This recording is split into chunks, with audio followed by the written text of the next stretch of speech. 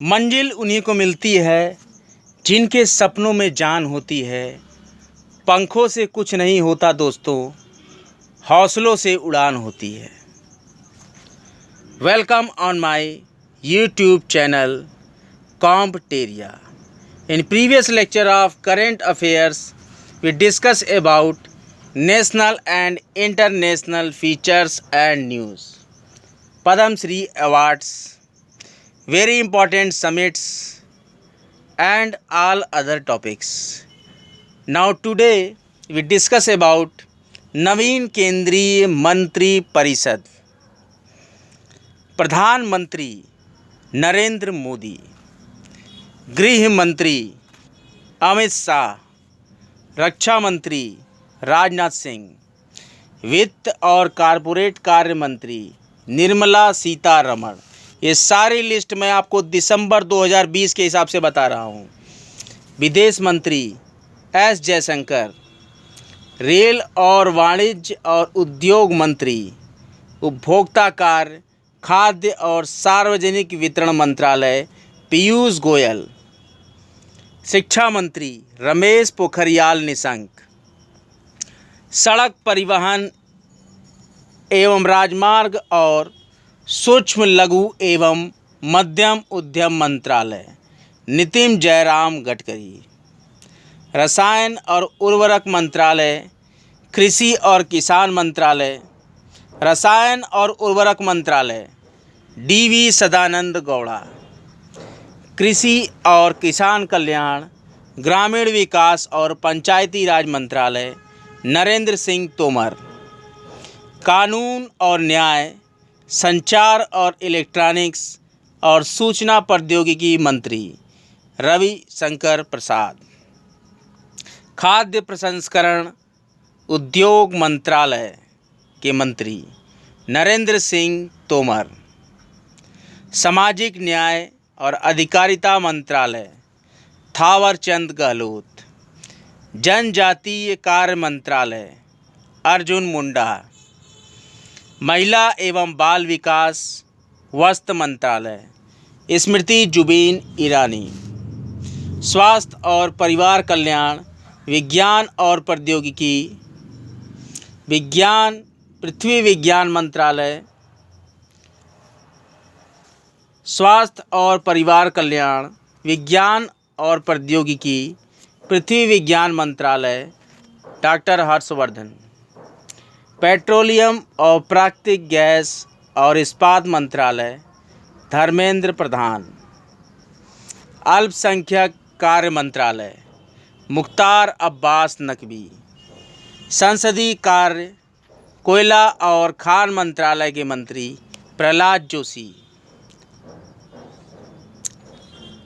पर्यावरण, वन, जलवायु परिवर्तन, सूचना प्रसार मंत्रालय प्रकाश जावड़ेकर, पशुपालन, दुग्ध उत्पादन और मत्स्य पालन मंत्रालय के मंत्री गिरिराज सिंह, जल शक्ति मंत्रालय के मंत्री गजेंद्र सिंह शेखावत। ये सभी कैबिनेट मंत्रियों की मैंने आपसे चर्चा की। अब मैं आपको बताऊंगा कि राज्यों के राज्यपाल, मुख्यमंत्री कौन कौन से हैं। तो सबसे पहले आंध्र प्रदेश के राज्यपाल बिश्वाभूषण हरिचंदन और क्रमशः इनके मुख्यमंत्री वाई.एस. जगनमोहन रेड्डी। अरुणाचल प्रदेश के राज्यपाल ब्रिगेडियर बी.डी. मिश्रा और मुख्यमंत्री हैं पेमा खांडू। असम के राज्यपाल प्रोफेसर जगदीश मुखी और मुख्यमंत्री है सर्बानंद सोनोवाल। बिहार के राज्यपाल फागू चौहान और मुख्यमंत्री हैं नीतीश कुमार। छत्तीसगढ़ के राज्यपाल अनुसुईया उइके और मुख्यमंत्री है डॉक्टर भूपेश बघेल। गोवा के राज्यपाल भगत सिंह कोश्यारी हैं और यहाँ के मुख्यमंत्री हैं प्रमोद सावंत। गुजरात के राज्यपाल आचार्य देवव्रत और यहाँ के मुख्यमंत्री हैं विजय रूपानी। हरियाणा के राज्यपाल सत्यदेव नारायण आर्य और इनके मुख्यमंत्री हैं मनोहर लाल खट्टर। हिमाचल प्रदेश के राज्यपाल बंडारू दत्तात्रेय और यहाँ के मुख्यमंत्री हैं जयराम ठाकुर। झारखंड के राज्यपाल द्रौपदी मुर्मू और यहाँ के मुख्यमंत्री हेमंत सोरेन। कर्नाटक के राज्यपाल वजुभाई वाला और यहाँ के मुख्यमंत्री BS येदियुरप्पा। केरल के राज्यपाल आरिफ मोहम्मद खान और यहाँ के मुख्यमंत्री हैं पिनराई विजयन। मध्य प्रदेश के राज्यपाल आनंदीबेन पटेल, इनको के अतिरिक्त प्रभार मिला है और यहाँ के मुख्यमंत्री हैं शिवराज सिंह चौहान। महाराष्ट्र के राज्यपाल भगत सिंह कोश्यारी और यहाँ के मुख्यमंत्री हैं उद्धव ठाकरे। मणिपुर की राज्यपाल डॉक्टर नजमा हेपतुल्ला और यहाँ के मुख्यमंत्री हैं N बीरेन सिंह। मेघालय के राज्यपाल सत्यपाल मलिक और यहाँ के मुख्यमंत्री हैं कोनराड कांगल संगमा। मिजोरम के राज्यपाल PS श्रीधरन पिल्लई और यहाँ के मुख्यमंत्री हैं पू जोरामथंगा। नागालैंड के राज्यपाल RN रवि और यहाँ के मुख्यमंत्री हैं नेफ्यू रियो। उड़ीसा के राज्यपाल प्रोफेसर गणेशी लाल और यहाँ के मुख्यमंत्री हैं नवीन पटनायक। पंजाब के राज्यपाल VP सिंह बदनौर और यहाँ के मुख्यमंत्री हैं कैप्टन अमरिंदर सिंह। राजस्थान के राज्यपाल कलराज मिश्र और यहाँ के मुख्यमंत्री हैं अशोक गहलोत। सिक्किम के राज्यपाल गंगा प्रसाद और यहाँ के मुख्यमंत्री हैं प्रेम सिंह तमांग गोले। तमिलनाडु के राज्यपाल बनवारी लाल पुरोहित और यहाँ के मुख्यमंत्री हैं EK पलानीस्वामी। त्रिपुरा के राज्यपाल रमेश बैस हैं और यहाँ के मुख्यमंत्री हैं बिप्लब कुमार देव। तेलंगाना के राज्यपाल डॉक्टर तमिलिसाई सुंदरराजन और यहाँ के मुख्यमंत्री हैं K चंद्रशेखर राव। उत्तर प्रदेश की राज्यपाल आनंदीबेन पटेल और यहाँ के मुख्यमंत्री हैं योगी आदित्यनाथ। उत्तराखंड के राज्यपाल बेबी रानी मौर्य हैं और अभी तक यहाँ के मुख्यमंत्री त्रिवेंद्र सिंह रावत हैं, जो कि अभी सुनने में आ रहा है कि इस्तीफ़ा देने की बात कर रहे हैं और संभवतः इस्तीफ़ा दे भी चुके होंगे या नहीं देंगे, अब उनके ऊपर डिपेंड करता है। तो ये मैं लेक्चर बनाया हूँ दिसंबर के कैबिनेट के हिसाब से। तो अभी आप अपडेट हो लीजिएगा कि आज की डेट में त्रिवेंद्र सिंह रावत उत्तराखंड के मुख्यमंत्री हैं, इस पर भी चर्चा चल रही है। तो इस बिंदु पे हम बाद में चर्चा करेंगे। अब हम पश्चिम बंगाल के राज्यपाल जगदीप धनखड़ और मुख्यमंत्री हैं ममता बनर्जी। अब हम केंद्र शासित प्रदेशों के उपराज्यपाल, प्रशासकों, मुख्यमंत्री और उनकी राजधानी के बारे में चर्चा करेंगे। तो जम्मू कश्मीर के उपराज्यपाल हैं मनोज सिन्हा और जम्मू कश्मीर की ग्रीष्मकालीन राजधानी है श्रीनगर और जम्मू कश्मीर की शीतकालीन राजधानी है जम्मू। और लद्दाख जो कि केंद्र शासित प्रदेश बना है, यहाँ के उपराज्यपाल हैं राधा कृष्ण माथुर और लद्दाख की राजधानी है लेह।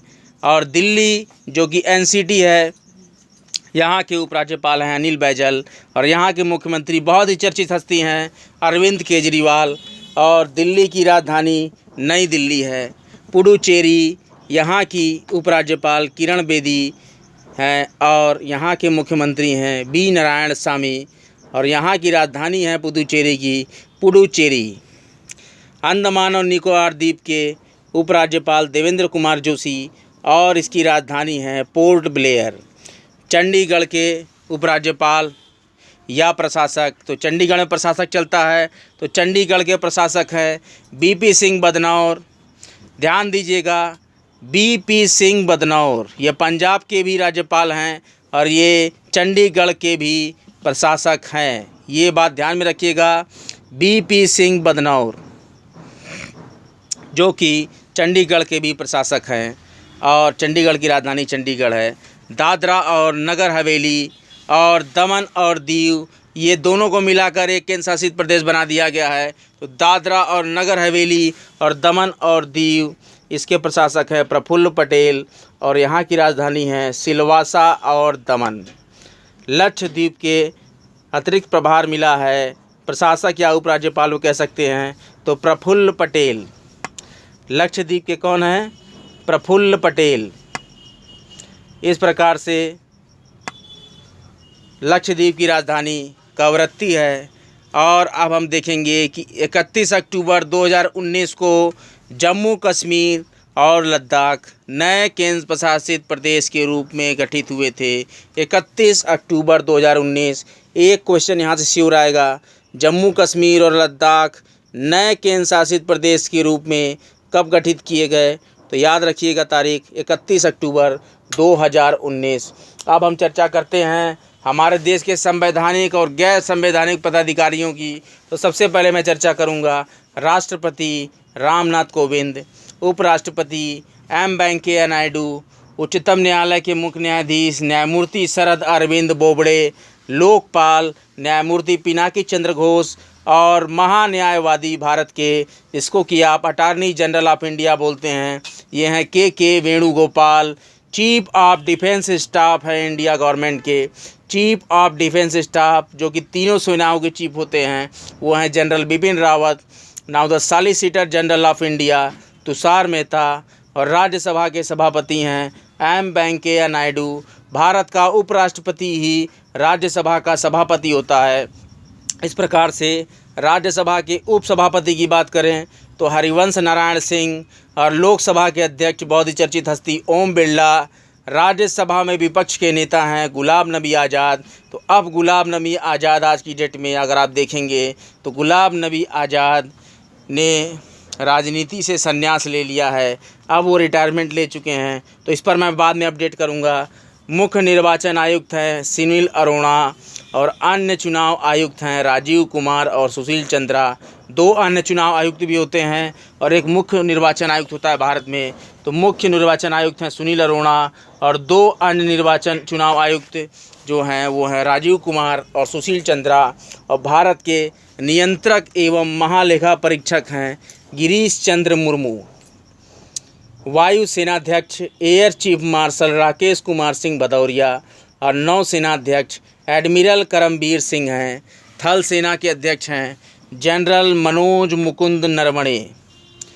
हमारे प्रमुख मंत्रालय के सचिव के बारे में हम चर्चा कर लेते हैं। तो हमारे देश भारत के कैबिनेट सचिव राजीव गौबा और विदेश सचिव हर्षवर्धन श्रृंगला और भारत के गृह सचिव अजय कुमार भल्ला और वित्त सचिव हैं डॉक्टर अजय भूषण पांडे।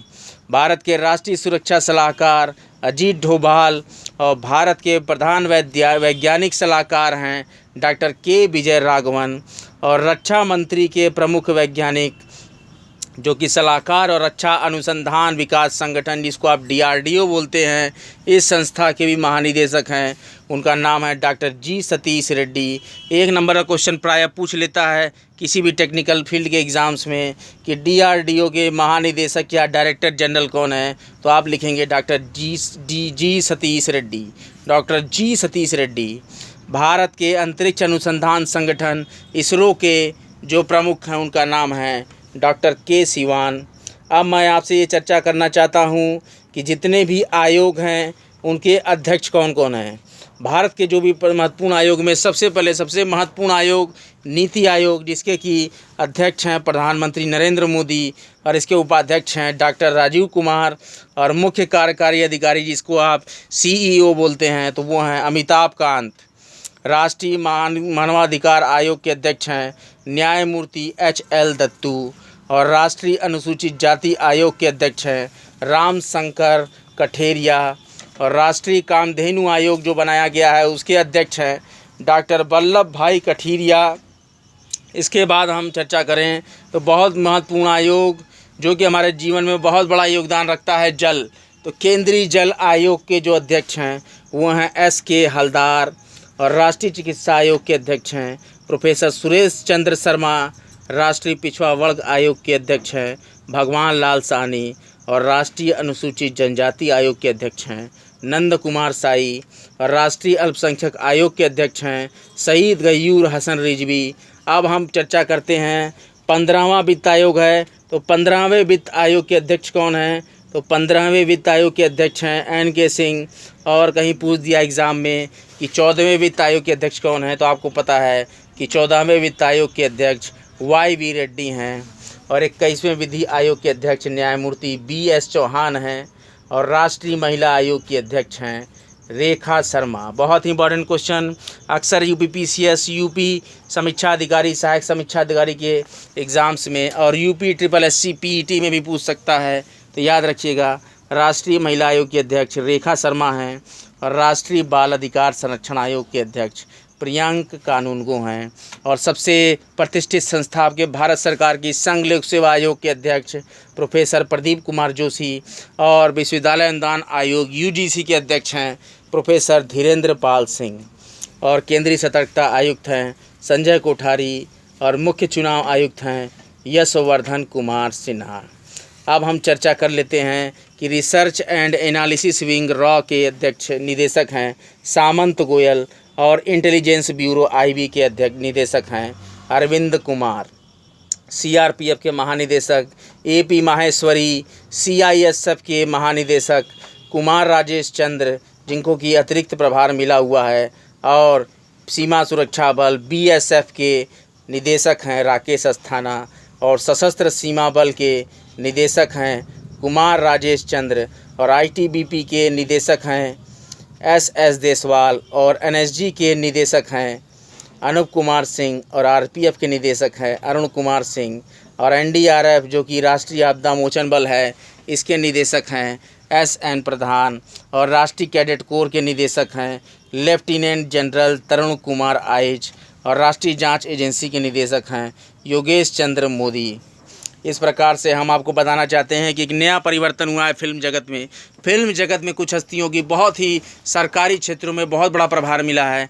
जिस प्रकार से मैं चर्चा करता हूँ, एक पद मिला है भारतीय फिल्म एवं टेलीविज़न संस्थान के बोर्ड के अध्यक्ष के रूप में एफटीआईआई के अध्यक्ष शेखर कपूर को बनाया गया है, और केंद्रीय फिल्म प्रमाणन बोर्ड सीबीएफसी के अध्यक्ष प्रसून जोशी बनाए गए हैं, और केंद्रीय प्रत्यक्ष कर बोर्ड सीबीडीटी के अध्यक्ष प्रमोद चंद्र मोदी को उसका अध्यक्ष बनाया गया है। इस प्रकार से रेलवे बोर्ड के सीईओ सुनीत शर्मा बने हैं, और केंद्रीय प्रत्यक्ष कर और सीमा शुल्क बोर्ड सीबीआईसी के अध्यक्ष जो है निदेशक जो हैं एम अजीत कुमार बनाए गए हैं। इस प्रकार से बहुत ही इम्पोर्टेंट जो मैं अध्यक्षों की बात कर रहा हूं, तो इसी क्रम में आईसीएमआर, जिसका कि बहुत बड़ा रोल रहा कोरोना के टाइम में, भारतीय आयुर्विज्ञान अनुसंधान परिषद, जहां पर सारे दवाओं का और सारे फार्मूलाज का परीक्षण होता है, तो इसके महानिदेशक हैं प्रोफेसर बलराम भार्गव, और भारत के महापंजीयक और जनगणना आयुक्त हैं विवेक जोशी। यूआईडीएआई भारतीय विशिष्ट पहचान प्राधिकरण के अध्यक्ष हैं पंकज कुमार, जो कि इसमें पद होता है सीईओ का, तो इसके यूआईडीएआई के सीईओ हैं पंकज कुमार। और भारत की बहुत ही सार्वजनिक क्षेत्र का उपक्रम भारत इलेक्ट्रॉनिक्स लिमिटेड बीईएल के अध्यक्ष और प्रबंध निदेशक हैं एमवी गोवत्मा, और एचपीसीएल के अध्यक्ष और प्रबंध निदेशक हैं एमके सुराणा। अब हम भारत का स्थान की चर्चा करेंगे कि विश्व स्तर पर जो भी प्रमुख सूचकांक बनाए जाते हैं, आजकल एग्ज़ाम्स में फ्रेंड्स नया ट्रेंड चल गया है कि वैश्विक स्तर पर जितने भी रिपोर्ट्स और सूचकांक जारी किए जाते हैं उसमें भारत का स्थान पूछ लिया जाता है। शीर्ष देशों का स्थान भी प्रायः याद रखना पड़ेगा, लेकिन भारत का स्थान बहुत ही ज़रूरी है। आपको ये याद रखना होगा कि सभी प्रमुख रिपोर्ट और सूचकांकों में भारत का स्थान क्या है। तो अब बिना समय गंवाए इस सूचकांक पे हम चर्चा करते हैं कि हर सूचकांकों में जो भी मैं पढ़ूंगा उसमें भारत का स्थान मैं आपको बताऊंगा। और इस प्रकार से जलवायु परिवर्तन प्रदर्शन सूचकांक 2021 में भारत का स्थान है 10वां, और मानव स्वतंत्रता सूचकांक 2020 में भारत का स्थान है 111वां, और वैश्विक भूखमरी सूचकांक 2020 में भारत का स्थान है 94वां, और आईएमडी विश्व प्रतिभा सूचकांक 2020 में भारत का स्थान है 62वां, और वैश्विक शांति सूचकांक 2020 में भारत का स्थान है 139वां, और मानव पूंजी सूचकांक में भारत का स्थान है 116वां, और आर्थिक स्वतंत्रता सूचकांक 2020 में भारत का स्थान है 120वां, और वैश्विक नवाचार सूचकांक 2020 में भारत का स्थान है 48वां, और वैश्विक विनिर्माण जोखिम सूचकांक 2020 में भारत का स्थान है 3रा, और सबसे इम्पॉर्टेंट पर्यावरण निष्पादन सूचकांक 2020 में भारत का स्थान है 168वां। और भ्रष्टाचार बोध सूचकांक 2020 जो कि प्रायः पूछ लेता है एग्ज़ाम्स में, तो इसमें भारत का स्थान है भ्रष्टाचार बोध सूचकांक 2020 में 80वां स्थान। और पहला वैश्विक सामाजिक गतिशीलता सूचकांक बनाया गया है 2020 में, जिसमें भारत का स्थान है 76वां। और सबसे पहले वैश्विक सामाजिक गतिशीलता सूचकांक 2020 में शीर्ष देश है वो डेनमार्क है और भारत का स्थान 76वां है। इस प्रकार से हम कुछ बहुत ही इम्पोर्टेंट ऑर्गेनाइजेशंस के अध्यक्ष और प्रबंध निदेशक की बात में एक बात मैं और जोड़ना चाहता हूँ कि भारतीय जीवन बीमा निगम LIC के अध्यक्ष हैं MR कुमार और भारत संचार निगम लिमिटेड BSNL के अध्यक्ष हैं प्रवीण कुमार पुरवार। इसी तरह से हिंदुस्तान एरोनॉटिक्स लिमिटेड HAL के अध्यक्ष हैं R माधवन और एयर इंडिया के अध्यक्ष हैं राजीव बंसल, जो कि प्रायः क्वेश्चन में पूछ लिया जाता है। इस प्रकार से NTPC के अध्यक्ष गुरदीप सिंह और steel authority of India limited SAIL के अध्यक्ष हैं सोमा मंडल और Bharat petroleum corporation limited BPCL के पद्याकर, जिनको कि अतिरिक्त पुरस्कार मिला हुआ है। अब मैं फिर से प्रमुख सूचकांक और उसकी भारत के स्थान की श्रेणी पे लौटता हूं और आपको और भी रोमांचक सूचकांकों के बारे में बताता हूं कि वैश्विक लैंगिक अंतराल सूचकांक 2020 में भारत का स्थान है 112वां और डूइंग बिजनेस इंडेक्स 2020 में भारत का स्थान है 63वां और मानव विकास सूचकांक 2020 में भारत का स्थान है 131वां और मानव विकास सूचकांक 2020 में प्रथम स्थान पर जो देश है वो नॉर्वे है और भारत का स्थान 131वां है। और महिला शांति और सुरक्षा सूचकांक 2019 के हिसाब से भारत का स्थान है 133वां। और विश्व प्रसन्नता रिपोर्ट 2020 के अनुसार फिनलैंड प्रथम देश है जो कि प्रथम स्थान पर है और भारत का स्थान है 144वां। और विश्व प्रेस स्वतंत्रता सूचकांक 2020 जो कि प्रायः एग्ज़ाम से पूछा जाता है, इसमें पहले स्थान पर नॉर्वे है और दूसरे स्थान पर दूसरे स्थान पे नहीं, भारत का स्थान है 142वां स्थान। और वैश्विक प्रतिभा प्रतिस्पर्धा सूचकांक 2020 में भारत का स्थान है 72वां।